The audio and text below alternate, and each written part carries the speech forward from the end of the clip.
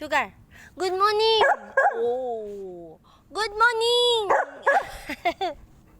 Madaldal talaga to si Sugar. Ito talaga ang Marites. Marites ka ba? Ha? Oh, sabi na nga ba. Si Garlic, ito tamad eh. Tamad sa lahat ng bagay. Ito spoiled kasi. Spoiled kasi to eh. Ang aga-aga may lamok na agad. O ano?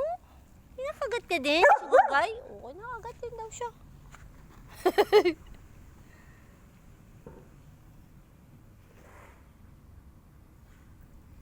Ayan, ang kinagat ni Garlic. Ungas kasi. Ungas kasi to eh. Kaya kinakagat ni Garlic to eh. Masyado kasing clingy to, clingy. Yan, kinagat ni Garlic. Oh. Di sugat siya. Oh, may lamok din kay Garlic. Diyos ko Lord. Kainin mo yan, Garlic. Nilalamok ka rin. Grabe ang lamok dito sa China. Matapang. Yung konting ano mo lang, konting lapit lang sa'yo, may pantal agad. Hindi ka pa nakakagat, parang tinusok ka lang ba? Ay sila Sugar Lake ang kakapal ng balahibo. So mahirap tong makagat. Dahil makapal ang mga balahibo nila. Ay, ang kate. Nakakagat ako sa brazo. O, diba? Weekend na naman, Sugar Lake. Ang bilis ng panahon. Maya-maya may bear na naman. Diva. Sugar Lake.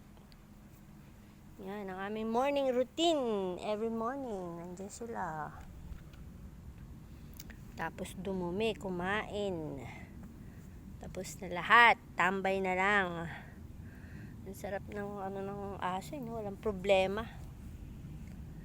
Pagkatulog, kain, gala. Tulog, kain, gala. Tulog, kain, gala.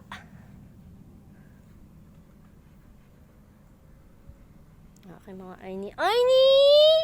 Sugagay! Ito talaga madaldal to si Sugagay ko eh. Si Sugagay ko talaga to yun. Oh, tinan mo.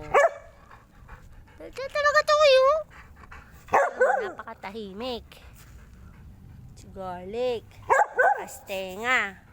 Ito naman, napakadaldal. Marites. Marites ka? Oh, Marites siya. Siya daw si Aling Marites. Si Sugagay na Marites. Oh.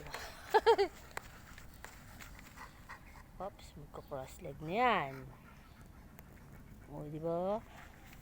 Pretty ng aking mga bere.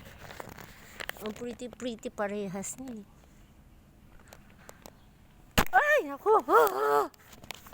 Kakapit na sa aking face lock. Ha! Buti nakita ko. Kulay itim na lamok. Aga-aga, walistik na nas talaga balahibo ko sa lamok eh. Minsan sa noon, ako nakakapit agad. Ang bilis talaga kumapit ng mga lamok dito. Kaya pati mukha, dapat merong mosquito repellent. Diyos ko, ang balahibo ko nananaas na.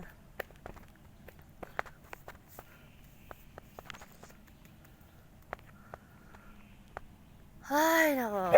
Yan. May nakita silang kakain. May nag-walk ng dogs. Gigil na naman sila. Gigil. That's all, folk. Naku, may lamok. Natakot ako sa lamok.